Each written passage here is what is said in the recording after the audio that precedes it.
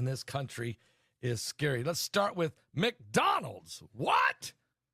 Who? Oh, we're still in the Feast of Tabernacles. As a matter of fact, there was I just found out there was a guy's teaching his kindergarten class about the Feast of Tabernacles, and we just found this out this morning, and he's been teaching, and then all the little kindergarten kids put all their money together and sent a $30 offering into Paul Begley Prophecy Ministries because they want to be a part of that blessing of the Feast of Tabernacles. That's really, really good. I'll talk more about that at Thursday night. I think it's that's the way to teach kids. Let's get them started in the right direction of understanding giving and receiving, how to understand sowing and reaping, how the biblical principles work, and they need to be taught that. Anyway, you can still send in your Feast of Tabernacle offerings. Go to our website at paulbegleyprophecy.com, or you can just pick up the phone and call 765-414-2230. That's 765-414-2230, and you'll be glad you did that, okay? All right. Now, deadly E. coli. I mean, this is bad, but we don't need that.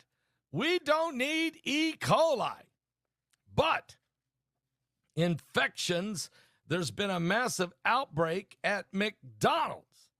The Quarter Pounders, not the fries, because Trump took care of those, but the Quarter Pounders have sickened 49 people yesterday in 10 different states, very ill from E. coli, and they were all tied to Quarter Pounders at McDonald's. And they're in Colorado, Iowa, Kansas, Missouri, Montana, Nebraska, Oregon, Utah, Wisconsin, and Wyoming. So we know there is a large batch of meat that's used to make Quarter Pounders that is apparently filled with E. coli. Now, the E. coli food poisoning linked to McDonald's Quarter Pounder hamburgers has put 49 people in the hospital, and one person has died. The 10 are still hospitalized.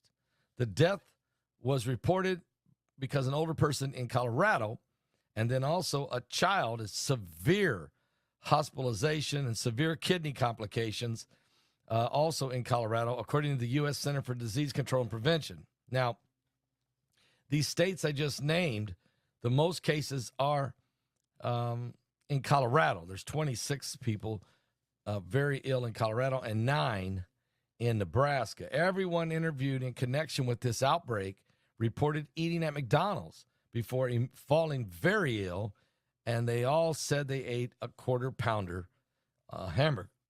Now, that's according to the CDC. Now, the U.S. Agriculture Department, the Food and Drug Administration, state health officials are also investigating this.